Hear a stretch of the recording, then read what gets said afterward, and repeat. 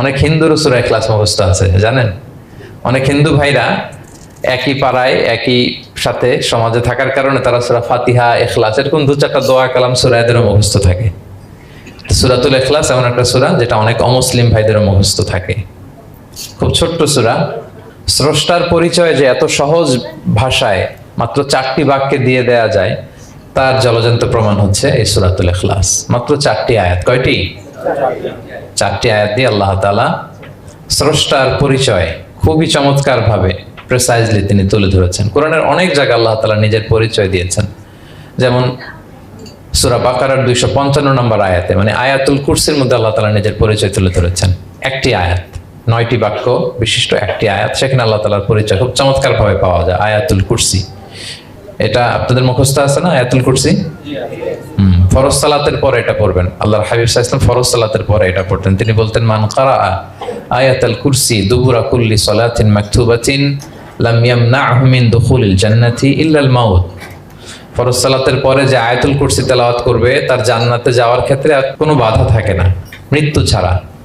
মৃত্যুটাই বাধা, মরলেই জান্নাতি। আয়াতুল কুরসির ভেতরে আল্লাহ তাআলা ওনার পরিচয় তুলে ধরেছেন খুবই সংক্ষিপ্তভাবে, এক আয়াতে আল্লাহর পরিচয়।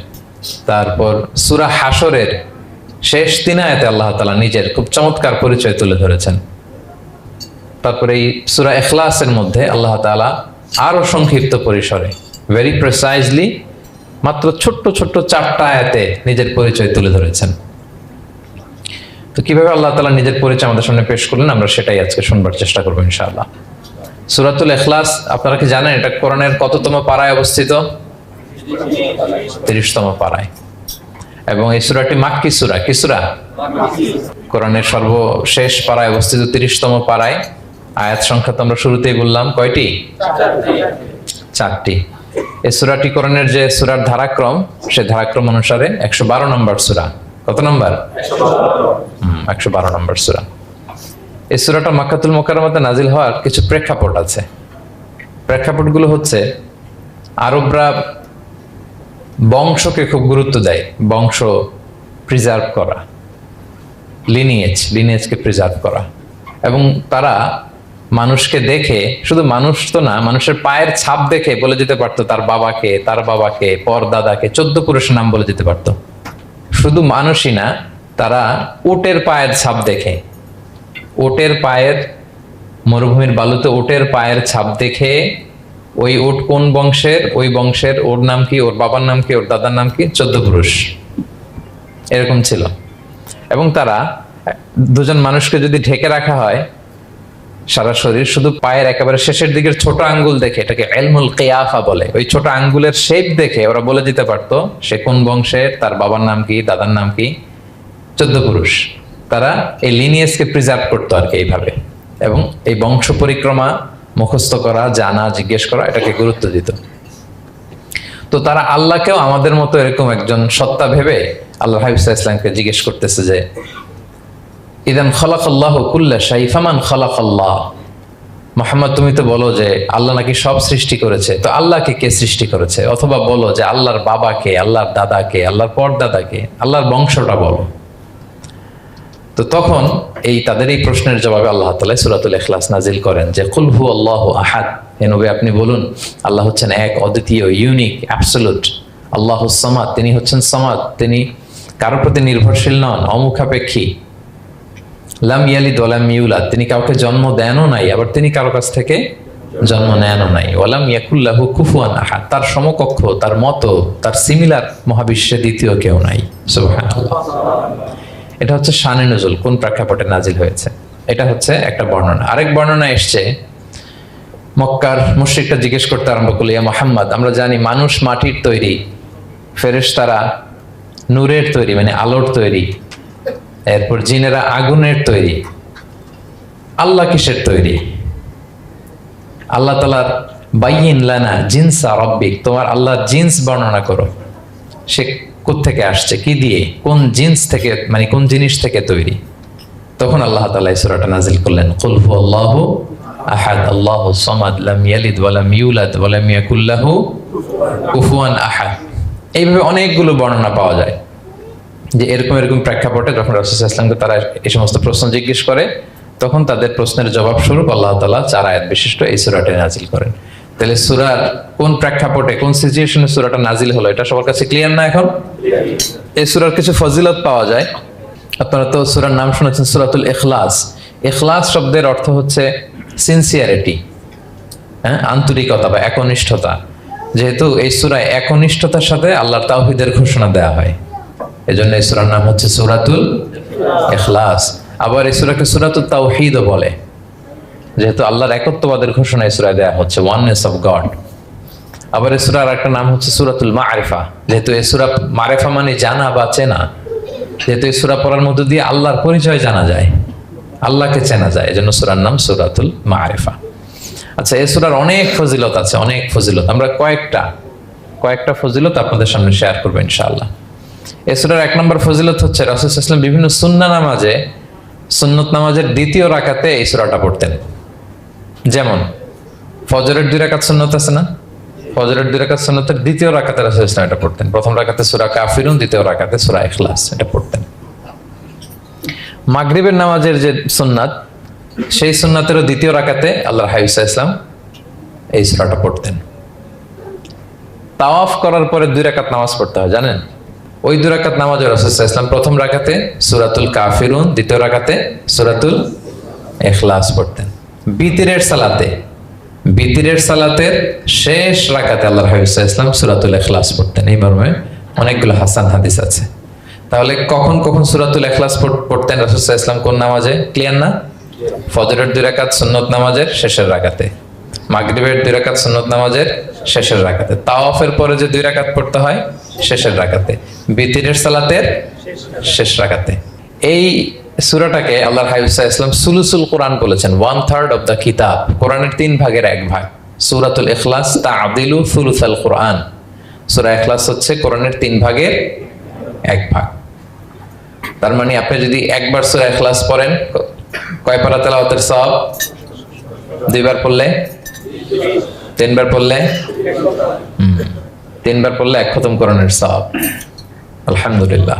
কেউ কেউ বলেন যেহেতু আল্লাহর একত্ববাদের কথাবার্তা কোরআনে 1/3 মানে 1/3 জুড়ে আছে, সেহেতু সূরাতুল ইখলাস সুলুসুল কোরআন মানে হচ্ছে যে কোরআনের 3 ভাগের 1 ভাগে আল্লাহ যা নিয়ে কথা বলেছে সূরাতুল ইখলাসের ভিতরেই সেটা সংক্ষেপে চলে আসছে। এজন্য এটাকে বলা হয় 1/3 অফ দ্য বুক, কোরআনের 3 ভাগের 1 ভাগ। এটার আরেকটা, এই হাদিসটা মুতাওয়াতির হাদিস। সূরাতুল ইখলাস তা'দিলু সুলুসাল কোরআন, এটা এমন সংখ্যক, বেশি সংখ্যক সাহাবী প্রতিটি জেনারেশনে বর্ণনা করেছে, সাহাবী, তাবি। এই হাদিসের ব্যাপারে কোনো ডাউট তৈরি হয় না, কোনো সাসপিশন তৈরি হয় না। খুবই ভ্যালিড এই হাদিসটা, যেটা কোরআনের 3 ভাগের 1 ভাগ। আচ্ছা, আল্লাহর হাবিব সাল্লাল্লাহু আলাইহি ওয়াসাল্লাম আরেকটা হাদিসে এসেছে, এক সাহাবীকে কোবা পল্লীতে ইমাম করে পাঠিয়েছেন। মদিনা মসজিদে নববীর পাশে একটা মসজিদ আছে, মসজিদে কোবা, সেই মসজিদের ইমাম করে এক সাহাবীকে পাঠিয়েছেন। ওই সাহাবীর একটা অভ্যেস ছিল, উনি প্রত্যেক রাকাতে সূরা ফাতিহার পরেই আগে সূরা ইখলাস পড়তেন। ধরেন প্রথম রাকাতে সূরা ফাতিহার পরে ইখলাস, এরপর একটা সূরা পড়তেন। দ্বিতীয় রাকাতে সূরা ফাতিহার পরে আবার সূরা ইখলাস, এরপর একটা সূরা পড়তেন। ধরেন যে জুমার নামাজ 2 রাকাত, উনি ফাতিহার পরে প্রথমে কোন সূরাটা পড়ে নিতেন, এরপরে অন্য যে কোনো একটা সূরা। দ্বিতীয় রাকাতে সূরা ফাতিহার পরে কোন সূরাটা প্রথমে পড়ে নিতেন? ইখলাসের। এইটাই ওনার স্বভাব। প্রত্যেক নামাজে যদি কোনো ইমাম সাহেব শুধু সূরা ইখলাস পড়ে, একটু খারাপ লাগবে না আমাদের? ওনার মুসল্লিদেরও তাই লেগেছে। ওনারা জিজ্ঞেস করলেন, তুমি এটা কেন করো? এরকম না করে স্বাভাবিকভাবে পড়ো। তো উনি বললেন, না, আমি এইভাবেই পড়বো, আমি যেভাবে পড়তেছি এইভাবেই পড়বো, পড়লে পড়ো, না হলে তোমাদের হিসাব তোমাদের। তো তারা যে রাসূল সাল্লাল্লাহু আলাইহি ওয়াসাল্লামের কাছে বিচার দিল যে, ইয়া রাসূলুল্লাহ, দেখেন একজন ইমাম আপনি আমাদের জন্য নির্ধারণ করেছেন, উনি প্রত্যেক রাকাতে সূরা ইখলাস পড়ে, ইন এভরি সিঙ্গেল রাকা সূরা ইখলাস পড়ে। তো রাসূল সাল্লাল্লাহু আলাইহি ওয়াসাল্লাম তাকে ডাকলেন, ডেকে বললেন, ঘটনা কি? তুমি নাকি এরকম করো, প্রত্যেক রাকাতে ফাতিহার পরে আগে ইখলাস দিয়ে শুরু করো, কেন করো? সে বলতেছে, ইয়া রাসূলুল্লাহ, হ্যাঁ, আমি আসলে এমনটা করি কারণ আমি এই সূরাটাকে বড্ড ভালোবাসি। কারণ ফিহি সিফাতুর রহমান, এই সূরার ভেতরে আল্লাহর পরিচয় মেলে, আল্লাহর পরিচয় পাওয়া যায়, যেন সূরাটাকে আমি বড্ড ভালোবাসি। রাসূল সাল্লাল্লাহু আলাইহি ওয়াসাল্লাম বললেন, ঠিক আছে, তোমার অভ্যাসের পরিবর্তন করার দরকার নাই। হুব্বুকা ইয়াহা ইউদখিলুকাল জান্নাহ, এই সূরার প্রতি তোমার এই ভালোবাসাই তোমাকে জান্নাতে প্রবেশ করাবে। সুবহানাল্লাহ। আরেক বর্ণনায় এসেছে, তুমি যেমনি আল্লাহর পরিচয় থাকার কারণে সূরাটাকে ভালোবাসো, আল্লাহ জানিয়েছেন যেন তোমাকে জানাই আল্লাহও তোমাকে ভালোবাসে। ফিহি সিফাতুর রহমান, এই সূরার ভেতরে রহমানের পরিচয় পাওয়া যায়, আল্লাহ সুবহানাহু ওয়া তাআলার পরিচয় পাওয়া যায়। তো এই জন্য উনি প্রত্যেক রাকাতে সূরা ইখলাস পড়তেন। আরেকটা হাসান পর্যায়ের হাদিসে পাওয়া যায়, নবম হিজরিতে আল্লাহর হাবিব সাল্লাল্লাহু আলাইহি ওয়াসাল্লাম তাবুক যুদ্ধে অংশগ্রহণ করেছিলেন। আপনারা তাবুক যুদ্ধের নাম শুনেছেন? হ্যাঁ, নিশ্চয়ই শুনেছেন, যারা ইসলামের ইতিহাস, ইসলামের বায়োগ্রাফি নিয়ে পড়াশোনা করেছেন। তাবুক হচ্ছে অনেক দূরে মদিনা থেকে, খুব কষ্টের সফর ছিল। তখন খেজুর পেকে সবার ঘরে খেজুর, পাকা খেজুর উঠাতে হবে, আবার প্রচন্ড গরম, আবার সফরের দূরত্ব অনেক বেশি। এই সফরে মূলত কোনো যুদ্ধ সংগঠিত হয়, তাবুক যুদ্ধে কোনো যুদ্ধ হয় নাই। কয়েক সপ্তাহ লাগছে যেতে, কয়েক সপ্তাহ ফিরতে, এতটুকুই। জাস্ট কে পাক্কা ইমানদার আর কারা মুনাফেক, হিপোক্রিট, এটাকে ক্লিয়ার করার জন্য আল্লাহ তাআলা এই যুদ্ধের আহ্বান জানিয়েছেন যে যাও, অ্যাটাক করো, তাবুকে যাও। বিশাল বাহিনী, প্রায় বিশাল একটা বাহিনী যে তাবুকে চলে গেল। রাসূল সাল্লাল্লাহু আলাইহি ওয়াসাল্লাম যখন তাবুক যুদ্ধে ছিলেন, এই অভিযানে ছিলেন, তখন মদিনায় এক সাহাবী ইন্তেকাল করেন, নাম হচ্ছে মুআবিয়া ইবনে মুআবিয়া আল মুজহানি। তো উনি ইন্তেকাল যখন করলেন, রাসূল সাল্লাল্লাহু আলাইহি ওয়াসাল্লাম তো এত দূর থেকে এটা জানতেন না। জিবরাইল আলাইহিস সালাম এসে বললেন, ইয়া রাসূলুল্লাহ, মদিনাতে আপনার সাহাবী মুআবিয়া ইন্তেকাল করেছে। মুআবিয়া ইবনে আবি সুফিয়ান একজন সাহাবী আছে, উনি নয়, মুআবিয়া ইবনে মুআবিয়া আল মুজহানি। তখন বললেন, ইয়া রাসূলুল্লাহ, আপনি এই 30,000 সাহাবী নিয়ে এখানেই মরুভূমির মধ্যেই তার গায়েবানা জানাজা পড়েন, আমরাও আছি আপনার সাথে, আমরাও শরীক হব। রাসূল সাল্লাল্লাহু আলাইহি ওয়াসাল্লাম এত দূরে তাবুক থেকেই মুআবিয়া ইবনে মুআবিয়া আল মুজহানি রাদিয়াল্লাহু তাআলা আনহুর গায়েবানা জানাজায় শরীক হলেন। এই গায়েবানা জানাজায় সাহাবাদের সাথে ফেরেশতারাও শরীক হয়েছিলেন, দুই কাতারে, পেছনে দুই কাতার, প্রতি কাতারে 70,000 ফেরেশতা। জানাজা শেষে, দোয়া শেষে আল্লাহর হাবিব সাল্লাল্লাহু আলাইহি ওয়াসাল্লাম বললেন যে, জিবরিল, ঘটনা কি? মুআবিয়ার এত স্ট্যাটাস, এত মর্যাদা, কি কারণে তুমি দুই কাতারে 70,000 হলে 1,40,000 বিশাল ফেরেশতাদের বহন নিয়ে তুমি জানাজায় জয়েন করলে, কারণ কি? কি তার মর্তবা? তো জিবরাইল আলাইহিস সালাম বললেন, ইয়া রাসূলুল্লাহ, আপনার সাহাবী মুআবিয়ার বৈশিষ্ট্য ছিল তিনি কাইমান আও কাঈদান, দাঁড়িয়ে অথবা বসে, মাশিয়ান আও রাকিবান, আরোহণ অবস্থায় অথবা চলন্ত অবস্থায়, উঠতে বসতে চলতে ফিরতে সব সময় সে পড়তে থাকতো কুল হুয়াল্লাহু আহাদ আল্লাহুস সামাদ লাম ইয়ালিদ ওয়া লাম ইউলাদ ওয়া লাম ইয়াকুল লাহু কুফুয়ান আহাদ। এই সূরাটা ছিল তার ডেইলি ওজিফা, সব সময় উঠতে বসতে চলতে ফিরতে কোন সূরা পড়তো? সূরা ইখলাস পড়তো। এজন্য আল্লাহ তাআলার আদেশে আমরা 1,40,000 ফেরেশতা নিয়ে তার জানাজায় শরীক হয়েছে। সুবহানাল্লাহি ওয়া বিহামদিহি। তাহলে বুঝতে পারতেছেন এই সূরার মর্তবা কতটা পছন্দনীয় সূরা আল্লাহর কাছে। যদিও ছোট, আয়াত কয়টা? কিন্তু আল্লাহর কাছে এটার ফজিলত অনেক বেশি। প্রিয় ভাইরা, শুধু এখানেই শেষ নয়, আল্লাহর হাবিব সাল্লাল্লাহু আলাইহি ওয়াসাল্লাম সকালে, সন্ধ্যায়, ফজরের পরে, মাগরিবের পরে এবং বিছানায় ঘুমোতে যাওয়ার আগে তিনি সূরাতুল ইখলাস, সূরা ফালাক, সূরা নাস পড়ে হাতের মধ্যে ফু দিতেন, দুই হাত একসাথে মিলিয়ে এরকম ফু দিয়ে মাথা থেকে বডিতে যতটুকু সম্ভব তিনি মাসে করতেন। 3টা সূরাই শুরু হয়েছে কুল দিয়ে, এজন্য 3 সূরাকে একসাথে বলে কুল আস-সালাসা, মানে 3 কুল। এই 3 কুল তিনি ফজরের পর, মাগরিবের পর আর বিছানায় ঘুমোতে যাওয়ার আগে পরে হাতে ফু দিয়ে সারা গায়ে মেসেজ করতেন। আপনারা করেন? হ্যাঁ, অভ্যাসটা, ওজিফাটা আছে তো আপনাদের, না? করবেন এটা। এটা special protection, you will get a special protection from আল্লাহ সুবহানাহু ওয়া তাআলা। অনেকে দেখবেন ব্ল্যাক ম্যাজিক করে, ব্ল্যাক ম্যাজিক কিন্তু সত্য, ম্যাজিক করে, সেহের করে আপনাকে দুর্বল করে ফেলবে। স্বয়ং আল্লাহর হাবিব সাল্লাল্লাহু আলাইহি ওয়াসাল্লামকে সেহের করা হয়েছিল। উনি কয়েক মাস স্ত্রীদের সাথে ফিজিক্যাল ইন্টিমেসিতে যেতে পারতেন না, এত দুর্বল হয়ে গেছিলেন। লাবিদ ইবনুল আসাম নামে এক ইহুদি মিত্র, সে জাদু করেছিল রাসূল সাল্লাল্লাহু আলাইহি ওয়াসাল্লামকে। ওনার মাথার চুল, চিরুনির ভেতরে 11টা গিট দিয়ে সেই ব্ল্যাক ম্যাজিক করেছে। নবী সাল্লাল্লাহু আলাইহি ওয়াসাল্লাম কয়েক মাস অসুস্থ ছিলেন। পরে সূরা ফালাক নাস যখন নাজিল হয় তখন আল্লাহ তাআলা রাসূল সাল্লাল্লাহু আলাইহি ওয়াসাল্লামকে সুস্থ করে দিলেন। সাহাবীদেরকে নিয়ে এক কুয়ার নিচ থেকে, চিরুনি থেকে এই গিটগুলো খুলে খুলে রাসূল সাল্লাল্লাহু আলাইহি ওয়াসাল্লাম 11টা আয়াত তেলাওয়াত করলেন। রাসূল সাল্লাল্লাহু আলাইহি ওয়াসাল্লামকে সুস্থ করে দিল কে? আল্লাহ সুবহানাহু ওয়া তাআলা শিফা নসিব করলেন। তার মানে ব্ল্যাক ম্যাজিক সত্য, সিহির করে মানুষ। আপনার সফলতা, আপনার সাকসেস, এটা সবার ভালো লাগবে না, মনে রাখবেন। সবাই এটা পছন্দ করে না। আল আইনু হক, নজর কিন্তু সত্য, নজর সত্য, নজরের প্রভাব আছে, চোখের প্রভাব আছে। এজন্য কারো ভালো কিছু দেখলে মাশা আল্লাহ বলবেন, আল্লাহর দিকে ফিরিয়ে দিবেন ওটার কল্যাণ। কি বলবেন? একটা সুন্দর ফুটফুটে বাচ্চা দেখলে মাশা আল্লাহ, কারো সফলতা দেখলে, কারো ফার্মে গেলেন, বাগানে যেয়ে দেখলেন ফল মূল ভর্তি, কি বলবেন? মাশা আল্লাহ, বিসমিল্লাহ মাশা আল্লাহ বললে এটাতে আর ক্ষতি হয় না। অনেকে বলে যে বাবা মা মাশাআল্লাহ বলা লাগে না, বাবা মা আর নাকি মামা, এই তিনজন নাকি মাশাআল্লাহ না বললে কিছু, এটা ভুল কথা। বাবা মারও বলতে হয়। বাবাও তার ছেলের কোনো সাকসেস ভালো কিছু দেখলে কি বলবে? মাশাআল্লাহ, তাবারাকাল্লাহ, অথবা বিসমিল্লাহ মাশা আল্লাহ, এটা আপনারা বলবেন। নজরের প্রভাব আছে। আপনি সিম্পলি দেখেন, এই যে আমি আপনাদের দিকে তাকিয়ে তাকিয়ে কথা বলছি, আমি যদি অনেকক্ষণ স্টেয়ারিং করি, কারো দিকে ভেবে তাকিয়ে থাকি, সে ভালো ফিল করবে? কেন? আমি কি তার মারছি, ধরছি, স্পর্শ করছি? কিছুই তো করলাম, শুধু আমি তার দিকে তাকিয়ে আছি। তার মানে এতেই সে অস্বস্তি ফিল করতেছে। ধরেন যে আপনি কোন একটা প্রোগ্রামে বসে আছেন, আপনার পাশে যে বসে, আপনি তার দিকে এরকম 10 মিনিট তাকায় আছেন, কোনো কথা ছাড়া শুধু তাকিয়েই রইলেন, তার কি ভাল লাগবে বলেন? সে কি কমফোর্টেবল ফিল করবে?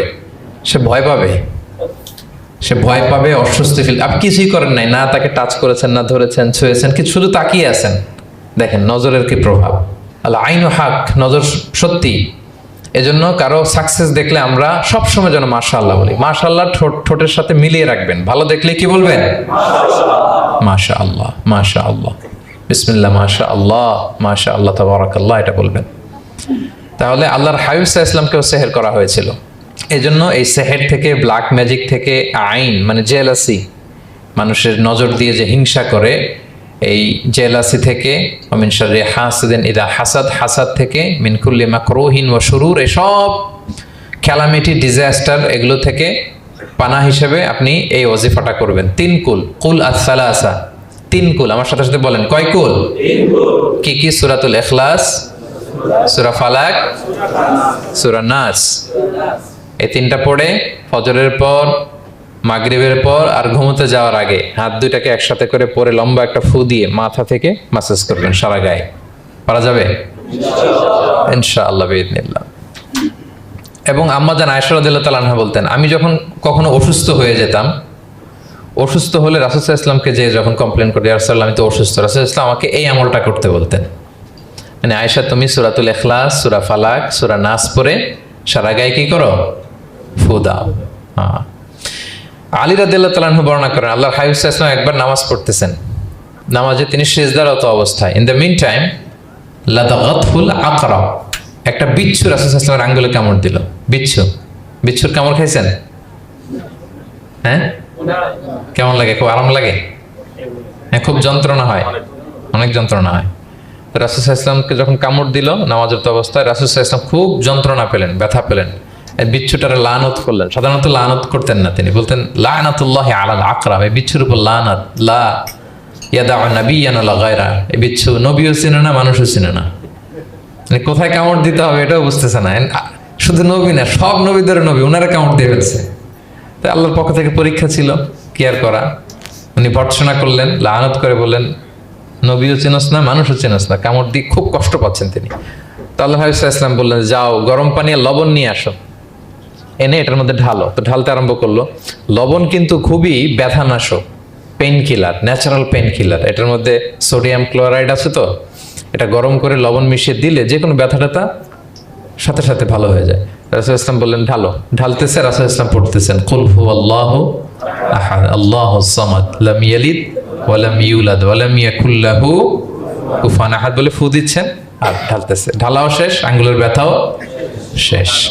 তাহলে রাসূল সাল্লাল্লাহু আলাইহি ওয়াসাল্লামের একটা চিকিৎসা পদ্ধতি আপনারা জানলেন, তিব্বে নাবাবী, যে সাপ বিচ্ছু কিছু দংশন করলে ওখানে কুসুম ওয়ার্ম ওয়াটার, লবণ দিয়ে ওয়ার্ম ওয়াটার করে সেখানে ঢালতে হবে। আর কোন সূরা পড়তে হবে? কুল হুয়াল্লাহু আহাদ আল্লাহুস সামাদ লাম ইয়ালিদ ওয়া লাম ইউলাদ ওয়া লাম ইয়াকুল লাহু কুফুয়ান আহাদ, এটা পড়তে হবে। তাহলে এই সূরার ফজিলত কি জানতে পেরেছেন আপনারা? ক্লিয়ার তো না? আমি রিপিট করি, কি কি ফজিলত বললাম। রাসূল সাল্লাল্লাহু আলাইহি ওয়াসাল্লাম ফজরের নামাজের সুন্নাতে, মাগরিবের সুন্নাতে, তাওয়াফের পরের সুন্নাতে, ভিতরের শেষ রাকাতে সূরাতুল ইখলাস পড়তেন। রাসূল সাল্লাল্লাহু আলাইহি ওয়াসাল্লাম সূরাটাকে সুলুসুল কোরআন, 1/3 অফ দ্য কিতাব বলেছেন। কোরআনের কয় ভাগের 1 ভাগ? 3 ভাগের 1 ভাগ। এবং এক সাহাবীর ঘটনা তো শুনলাম সে সব নামাজে সূরা ইখলাস পড়তো, মুসল্লিরা কমপ্লেন করার পরেও সে পড়লো। রাসূল ইসলাম বললেন কেন পড়ো? বলে যে ফিহি সিফাতুর রহমান, এ সূরা আল্লাহর পরিচয় আছে, এই সূরাটা বড্ড ভালো লাগে। তো রাসূল ইসলাম বললেন এই সূরার প্রতি তোমার ভালো লাগেই তোমাকে জান্নাতে নিয়ে যাবে। আরেক বর্ণনায় যে তুমি যেমনি আল্লাহর কারণে এই সূরাকে ভালোবাসো, আল্লাহও জানিয়েছেন তিনি তোমায় ভালোবাসেন। এরপর মুআবিয়া ইবনে মুআবিয়া আল মুজানির হাদিস শুনলাম, তিনি উঠতে বসতে চলতে ফিরতে সবসময় কোন সূরা পড়তেন? সূরাতুল ইখলাস।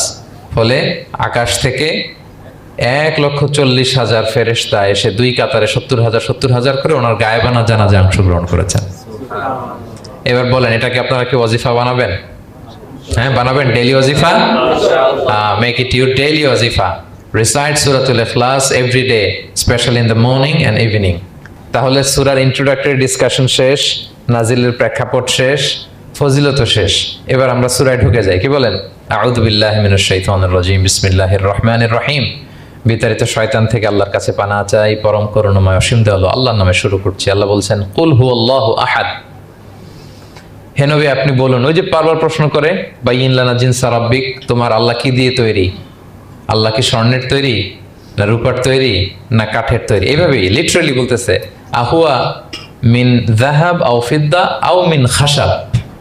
মুহাম্মদ তোমার আল্লাহ কি স্বর্ণের, না রূপার, না কাঠের? আল্লাহ বলেন নবী আপনি এটা বলেন। কুল, নবী আপনি বলুন হুয়াল্লাহু আহাদ, আল্লাহ হচ্ছে এক। তোমরা যেরকম আল্লাহকে ভাবো আল্লাহ আসলে ওইরকম নয়।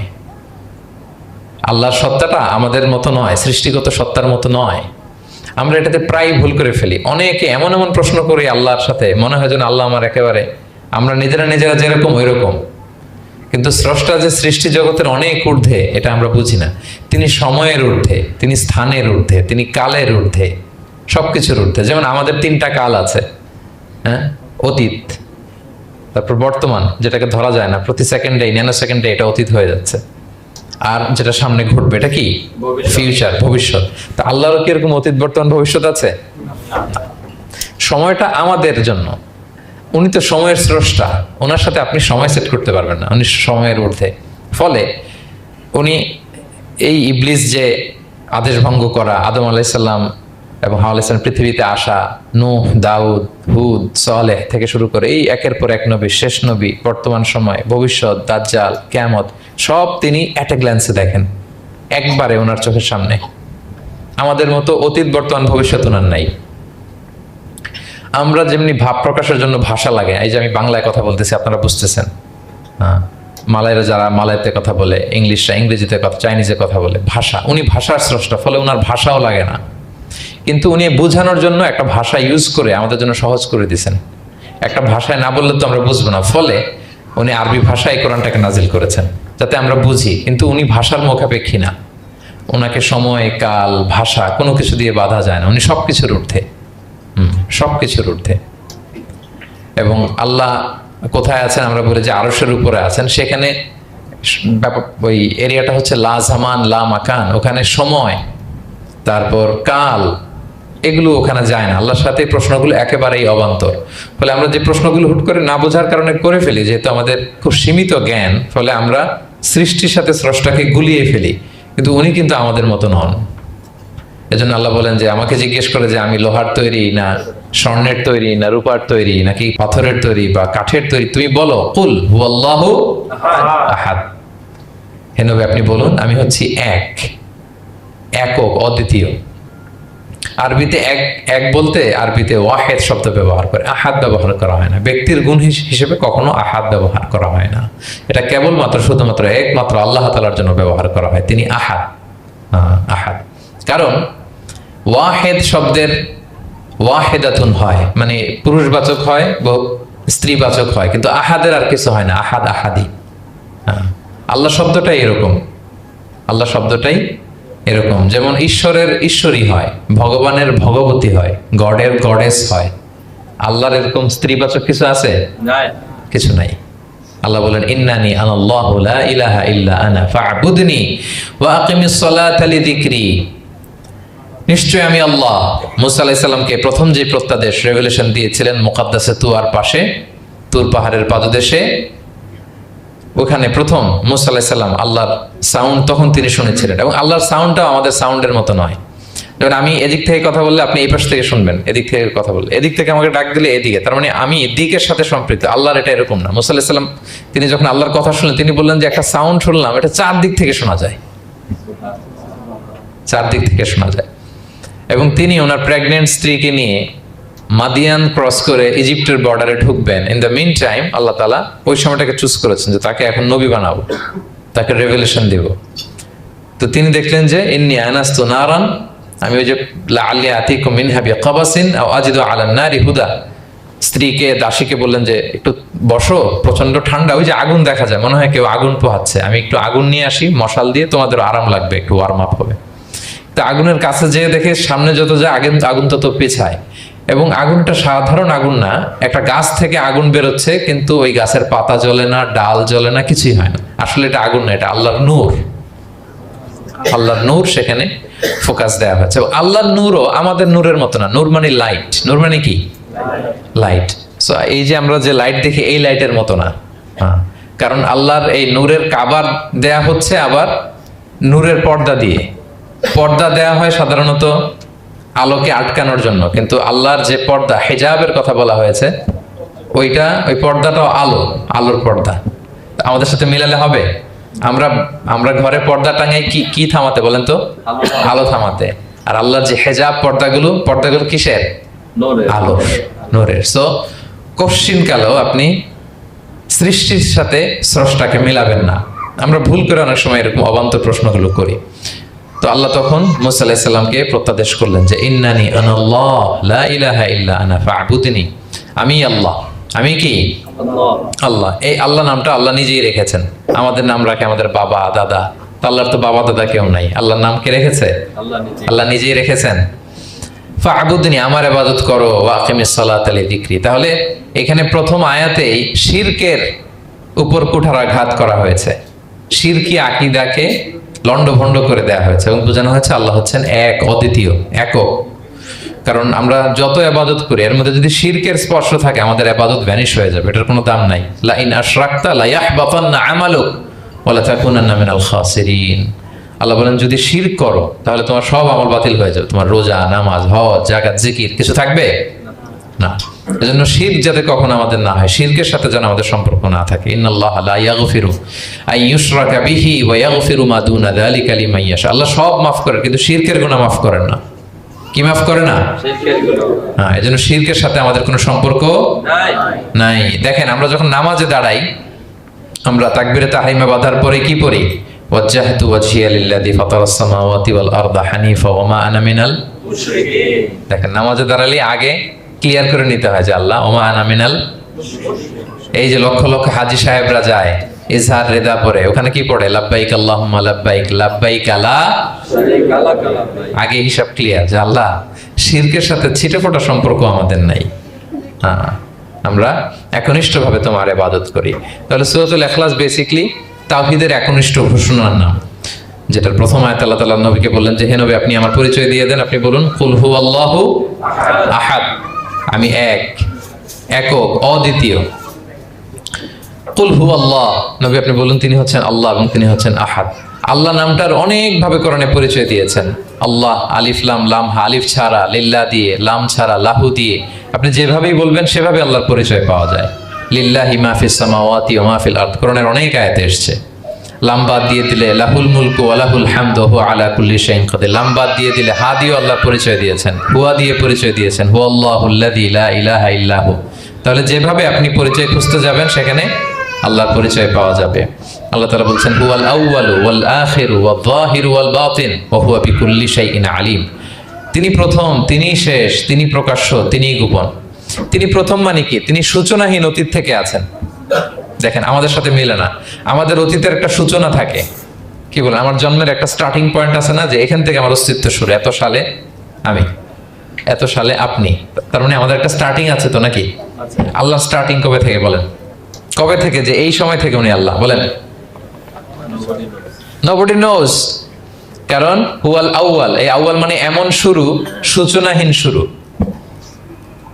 এমন শুরু যেটার কোনো কি নাই, সূচনা নাই। আবার সীমাহীন ভবিষ্যৎ পর্যন্ত তিনি থাকবেন। কতদিন তার রাজত্ব, ক্ষমতা, সভরেন্টি, পাওয়ার থাকবে? কতদিন বলেন? সীমাহীন, এটার কোনো শেষ নাই। ওয়াল আউয়াল ওয়াল আখির ওয়াল যাহির ওয়াল বাতিন। এবং সব কিছু ধ্বংস হবে তিনি ছাড়া। কুল্লু মান আলাইহা ফান ওয়া ইয়াবকা ওয়াজহু রাব্বিকা যুল জালালি ওয়াল ইকরাম। সব শেষ হবে, উনি অবিনশ্বর, শাশ্বত, চিরঞ্জীব। তাই বলে উনি আমাদের থেকে দূরে নন, খুব কাছে। আমরা ডাকলেই তিনি ডাকে সাড়া দেন। আমাদের সবকিছু তিনি দেখেন, অবজার্ভ করেন, মনিটর করেন। ওয়া নাহনু আকরাবু ইলাইহি মিন হাবলিল ওয়ারিদ। আমাদের এখানে একটা রগ থাকে, এই রগেরও কাছে, তার মানে খুব কাছে, খুব কাছে। আমরা তাকে না দেখলেও তিনি আমাদের দেখেন। লা তুদরিকুহুল আবসার ওয়া হুয়া ইউদরিকুল আবসার ওয়া হুয়াল লাতীফুল খবীর। কোনো চোখ তাকে দেখে না, কোনো দৃষ্টি তাকে আয়ত্ত করতে পারে না, কিন্তু সকল দৃষ্টিকে তিনি আয়ত্তে রাখেন। সুবহানাল্লাহ। এভাবে আল্লাহ তাআলা খুব প্রিসাইজলি 4টা আয়াত দিয়ে নিজের পরিচয় দিয়েছেন। কুল হুয়াল্লাহু আহাদ। হে নবী, আপনি বলুন তিনি আল্লাহ, তিনি অদ্বিতীয়। বাংলারও অনেক সীমাবদ্ধতার ফলে আমাকে এক, একক এগুলো ইউজ করা লাগতেছে, কিন্তু আল্লাহর আহাদ বোঝাতে যে এক, একক, এটা যথেষ্ট না। এটা আমার লিমিটেশন, আমাদের লিমিটেশন, ভাষার লিমিটেশন। কিছু দিয়ে তো আমার অডিয়েন্সকে বা আমাদের বুঝতে হবে দ্য এসেন্স অফ গড। এজন্য আমরা বলি এক, একক, অদ্বিতীয়। অদ্বিতীয়টা খুব অনেকটাই পারফেক্ট। তাহলে তিনি হচ্ছেন আহাদ, এবং এই আহাদের লেসন দেওয়ার জন্য সব নবীরা এসেছে। সব নবীরা একই কথা বলেছেন, আদম আলাইহিস সালাম থেকে শুরু করে বিষ্ণু আলাইহিস সালাম পর্যন্ত একই কথা বলেছেন যে ইয়া কওমি ইবুদুল্লাহ মা লাকুম মিন ইলাহিন গায়রু আফালা তাআকিলুন। হে আমার জনপদের লোকেরা, কি হলো তোমরা এত কিছুর ইবাদত করো, দাসত্ব করো, তোমরা ইবাদত করবে এক সত্তার, তিনি কে?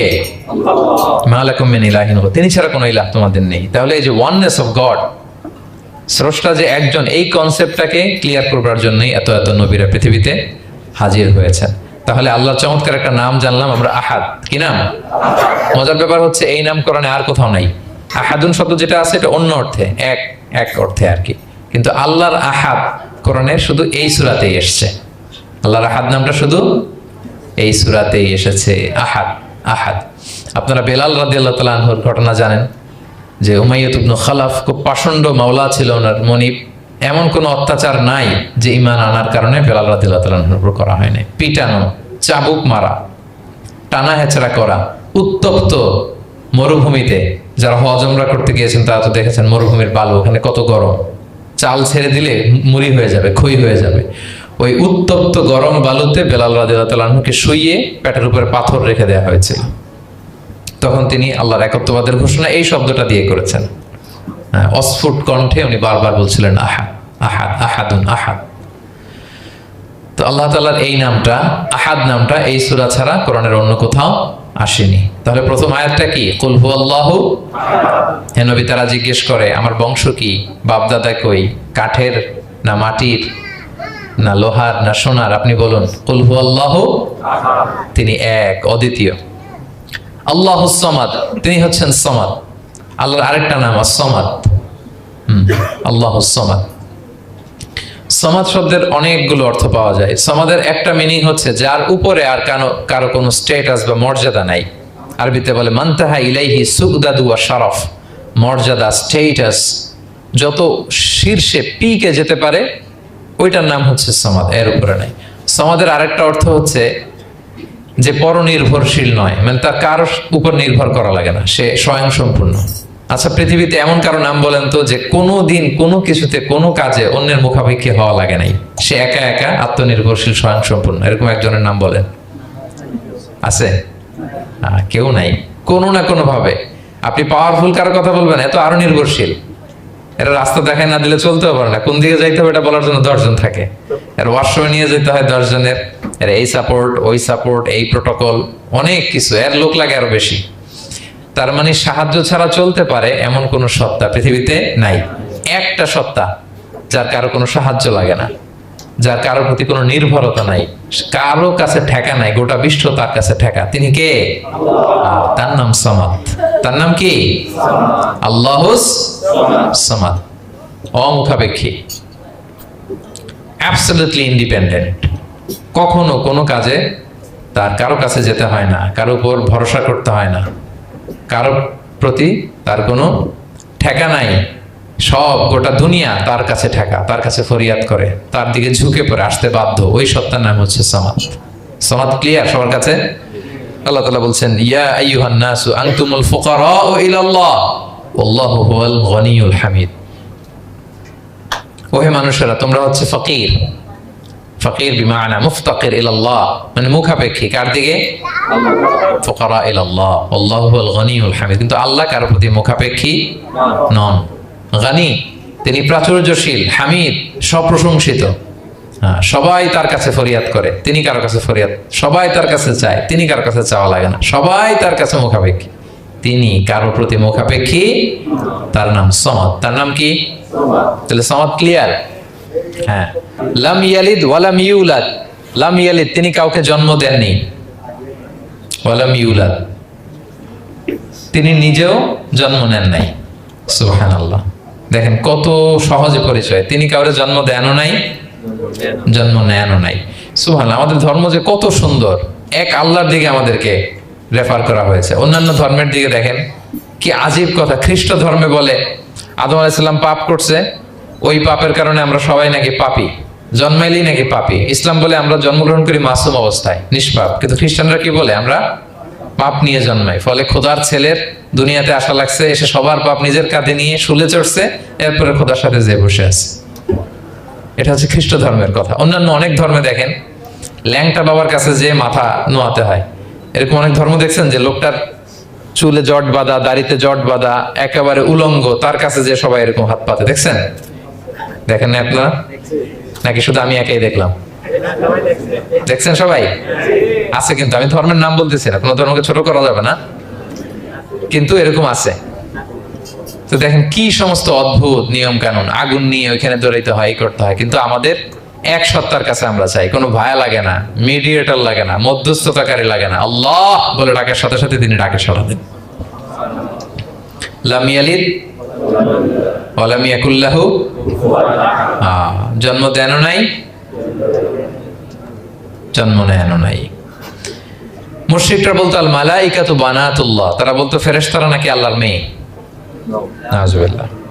ওয়া ক্বালাতিল ইয়াহুদু উযাইরুন ইবনুল্লাহ, ইহুদিরা বলতো উযাইর আলাইহিস সালাম আল্লাহর ছেলে।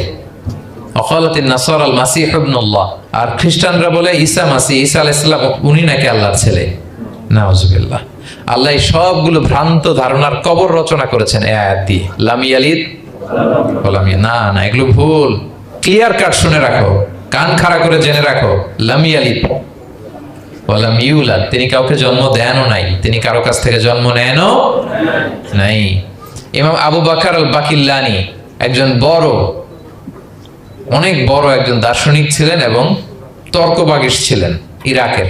নাম শুনেছেন কেউ? আবু বকর আল বাকিল্লানি। তো উনি কারোর সাথে তর্ক লাগলে উনি খ্রিস্ট ধর্মের কত লোককে যে শাহাদা পড়াইছেন ওনার এই যৌক্তিক আলোচনা দিয়ে, তর্ক দিয়ে। সুবহানাল্লাহ। এক খ্রিস্টান পাদ্রী ওনারে প্রশ্ন করলো, তোমরা মুসলমানরা খুব রেসিস্ট। উনি বললেন কেন? বলছে তোমরা খ্রিস্টান মেয়ে বিয়ে করতে পারো, ইহুদি মেয়ে বিয়ে করতে পারো, মুসলিম কিন্তু ইহুদি মেয়ে, খ্রিস্টান মেয়ে শর্ত সাপেক্ষে, কিছু শর্ত আছে, ওই আলোচনা যাচ্ছেন, শর্ত সাপেক্ষে বিয়ে করতে পারে আহলি কিতাব হলে। কিন্তু কোন খ্রিস্টানরা মুসলিম মেয়ে আমাদের মেয়েদেরকে বিয়ে করতে পারবে না, কোন ইহুদি আমাদের মেয়েকে বিয়ে করতে পারবে না। তো বলে তোমরা খুব রেসিস্ট, তোমরা আমাদের মেয়ে না, ওকে তোমাদের মেয়ে আমাদেরকে দাও না। তো তিনি বলেন তোমরা তো ইহুদি, তোমাদের নবী হচ্ছে মুসা আলাইহিস সালাম, ওনাকে তো আমরা মানি, ওনার কথা তো কোরআনে আছে, এজন্য তোমাদের মেয়েকে বিয়ে করতে পারি। আর খ্রিস্টানদের নবী হচ্ছে ঈসা আলাইহিস সালাম, ওনাকেও মানি, ওনার মায়ের নামে বিশাল সূরাই আছে, সূরা মারিয়াম, আর ওনার ব্যাপারে হাজার শত শত আয়াত, তো এই জন্য তোমার খ্রিস্টানদের মেয়ে বিয়ে করতে পারি। তোমরা তো আমাদের নবী মুহাম্মদ সাল্লাল্লাহু আলাইহি ওয়াসাল্লামকে মানো না। মুহাম্মদ সাল্লাল্লাহু আলাইহি ওয়াসাল্লাম যে শেষ নবী এটা তোমরা মানো, মানার সাথে সাথে মুসলমান হয়ে যাবা, এরপর আমাদের মেয়েকেও তোমরা বিয়ে করতে পারবা। তো এভাবে উনি এমন ভাবে উত্তর দিতেন, ফাবুহিতাল্লাযী কাফার, কোন একেবারে লাজবাব হয়ে যেত। তো ওনার নাম যখন ছড়ালো, ইরাকের মুসলিম বাদশাহ ওনাকে কনস্টান্টিনোপলে পাঠাবেন, যেখানে রোমান এম্পায়ার। তো রোমান এম্পায়ার এরাও খুব প্রস্তুতি নিয়ে আছে যে আবু বকর আল বাকিল্লানিকে ডিল করা অনেক কঠিন, সে আসতেছে, তার সাথে কিভাবে কি করা যায়। তো আপনারা জানেন যে খ্রিস্ট সমাজের নিয়ম হচ্ছে রাজার দরবারে ঢুকতে গেলে কুর্নিশ করে ঢোকা লাগে। কি করে? মাথা নত করে, এরকম নিচের দিকে করে রুকুর মতো করে এরপরে ঢোকা লাগে। তো এখন তারা প্ল্যান করতেছে যে আবু বকর বাকেল্লানি তো জীবনে আমার কুর্নিশ করবে না, এটা তো আমার জন্য অপমান হয়ে যাবে, কি করা যায় কি করা যায়। তো রাজার এক বড় উজির সে প্ল্যান করলো, একটা কাজ করেন, রাজ দরবারে তাকে যখন ঢুকানো হবে তার জন্য একটা স্পেশাল গেট বানানো হবে, দরজাটা ফুল হবে না, হাফ হবে, অর্ধেক। তো অর্ধেক দরজা দিয়ে যখন সে ঢুকবে সে তো বাধ্য মাথা নিচু করে ঢুকতে হবে, তাহলে রুকু হয়ে গেল, কুর্নিশ আপনাদের দেওয়া হয়ে গেল। বলে এই তো চমৎকার বুদ্ধি, ঠিক আছে একটা ছোট্ট দরজা বানাও। তো বানাইছে। উনি যখন কনস্টান্টিনোপলে পৌঁছলেন, ওনাকে নিয়ে আসালো রাজদরবার, বলতেছে এটা দিয়ে ঢুকতে হবে, আমাদের সবার ঢুকেন। তো সবাই এরকম মাথা নিচু নিচু করে ঢুকছে। উনি দেখেই বুঝছে এটা তো কৌশল করছে আমার সাথে। তো উনি মাথা নিচু করছেন, কিন্তু এমনি না, উল্টা হয়ে উনি মাথাটা পিছনে দিয়ে, বুঝতে পারছেন, উনি অ্যাবাউট টার্ন হয়ে ঢুকতে তো হবে, পিঠটারে রাজার দিকে দিয়ে, নিতম্বটাকে রাজার দিকে দিয়ে, তারপরে উনি রুকু দিছে, উল্টা রুকু। তো এক হিসেবে কুর্নিশ মানে, বরং আরো রাজাকে কি হয়েছে, ইনসাল্ট করা হয়েছে। রাজা তো রেগে মেগে আগুন। সবাই রাজা বলছে জানতাম ও এরকম কিছু একটা করবে।